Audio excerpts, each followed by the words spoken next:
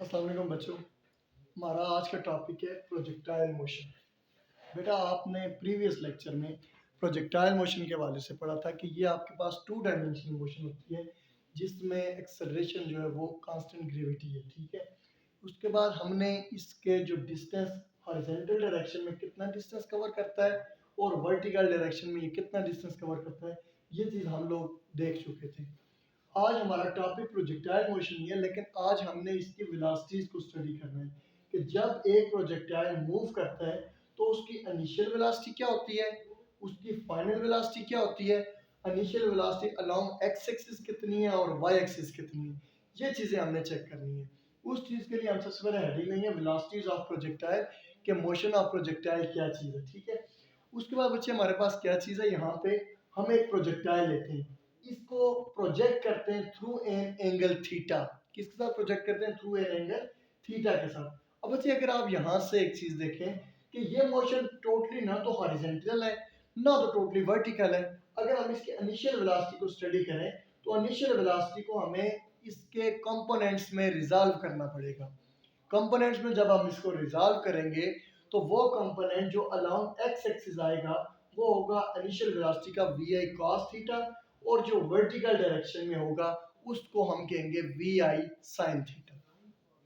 चूंकि हमने पढ़ा था कि हम एयर फ्रिक्शन को इग्नोर करते हैं, अगर हम एयर फ्रिक्शन को इग्नोर कर रहे हैं तो इसका मतलब है हॉरिजॉन्टल डायरेक्शन में जो एक्सेलरेशन होगा वो जीरो होगा, जबकि वर्टिकल डायरेक्शन में बॉडी जो है अगेंस्ट द ग्रेविटी मूव कर रही है, लिहाजा हम कहेंगे एक्सेलरेशन ड्यू टू ग्रेविटी है माइनस जी, क्योंकि बॉडी अपवर्ड मूव कर रही है लिहाजा ग्रेविटी की वैल्यू क्या होगी? नेगेटिव होगी। अब हम इस चीज में हॉरिजॉन्टल कंपोनेंट भी वेलोसिटी का पढ़ते हैं और वर्टिकल कंपोनेंट भी पढ़ते हैं। चूंकि हमने initial velocity V I cos theta है और initial velocity V I sin theta है, ये आपके पास हॉरिजॉन्टल डायरेक्शन में और ये वर्टिकल डायरेक्शन में। अब हम इसकी फाइनल वेलोसिटी भी फाइंड करेंगे। उस चीज के लिए हम क्या कहेंगे? Velocity of projectile when projectile is throne at certain angle theta with x axis, कि हमने एक प्रोजेक्टाइल को एंगल थीटा के साथ प्रोजेक्ट कर दिया है। इनिशियली वेलोसिटी इज इनिशियली शुरू में हम इसकी वेलोसिटी को कह रहे हैं resolve into its component along X and Y axis, कि हम शुरू में इसकी वेलोसिटीज के कंपोनेंट को रिजॉल्व कर लेंगे एक्स डायरेक्शन में और इसके वाई डायरेक्शन में। पहले हम टोटल मोशन इसकी एक्स डायरेक्शन में देखते हैं कितनी है, एक्स एक्सिस के अक्रॉस कितनी है। अलोंग एक्स एक्सिस के टोटल मोशन कितनी है? When projectile move then initial horizontal component of velocity is vi cos theta, कि जब प्रोजेक्टाइल मूव करता है उस टाइम इसके जो हॉरिजॉन्टल कंपोनेंट है, initial horizontal component of velocity शुरू में क्या है?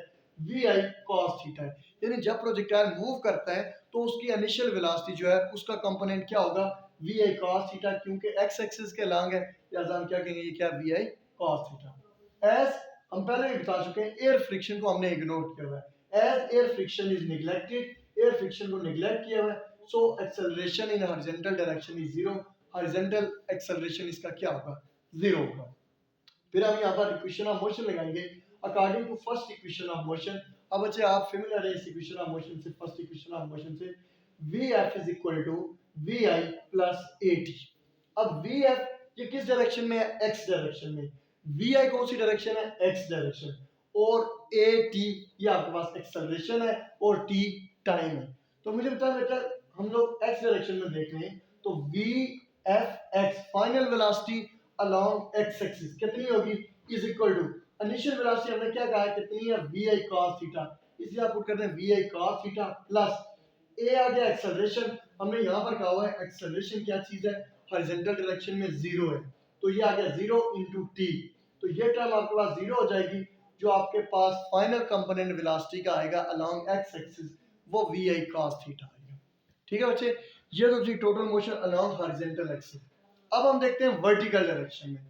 बेटा जब प्रोजेक्टाइल मूव करता है वो हॉरिजॉन्टली भी मूव करता है और वर्टिकल डायरेक्शन में भी मूव करता है। उस चीज के लिए हम थ्योरी किस तरह लिखेंगे? हम ये कहेंगे व्हेन प्रोजेक्टाइल मूव अपवर्ड, जब प्रोजेक्टाइल अपवर्ड मूव करता है, ये प्रोजेक्टाइल अपवर्ड मूव कर रहा है, ठीक है।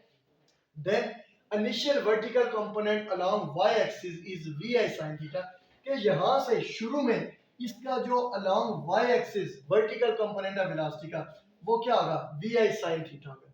अब चूंकि बॉडी अपवर्ड मूव कर रही है एक्सेलरेशन क्या होगा, वेलोसिटी कम होती जाएगी आहिस्ता आहिस्ता ग्रेविटी की वजह से, क्योंकि बॉडी अपवर्ड मूव कर रही है, हमारे पास एयर रेजिस्टेंस नहीं है, तो ग्रेविटी सिर्फ एक्ट कर रही है, तो इसकी वेलोसिटी आहिस्ता आहिस्ता कम होगी, सो जो एक्सेलरेशन होगा वो नेगेटिव होगा। Projectile move against the gravity, so a equal to minus G, acceleration क्या होगा, माइनस जी होगा।